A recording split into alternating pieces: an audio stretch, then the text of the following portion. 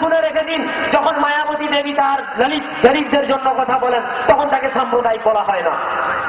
যখন কোন বিহারের কোন মিনিস্টার যাদবদের জন্য বলেন তখন তাকে সাম্প্রদায়িক বলা হয় না।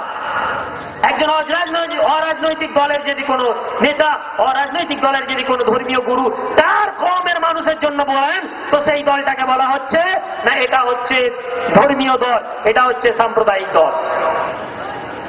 আপনারা চিহ্নিত নিজেরা করুন, আপনারা দেখুন কোন পার্টি আপনাদেরকে কথা শিখায়, আপনারা দেখুন আইমার বিরোধীরা কারা করে, আপনারা তাদের বিরুদ্ধে সোচ্চার হন। আইমা আপনাদের নিজের জিনিস, আইমা আপনাদের অধিকার। আজ আইমা এই জন্য আসেনি যে আপনাদেরকে কেবল চাকরি পাইয়ে দিবে। আইমা ন্যূনতম অধিকার নিয়ে এসেছে আমাদের মাঝে, বেঁচে থাকার সম্মান, শিক্ষা যে প্রয়োজন। আল্লাহ রাসূল সাল্লাল্লাহু আলাইহি ওয়াসাল্লাম বলেছেন যে প্রত্যেক নরনারীর জন্য উতলুবুল ইলমা ওয়ালাউ কানা বিসসিন, তোমরা প্রয়োজনে যদি চীনেও যেতে হয় তোমরা গিয়ে সেখানে শিক্ষা গ্রহণ করো। অর্থাৎ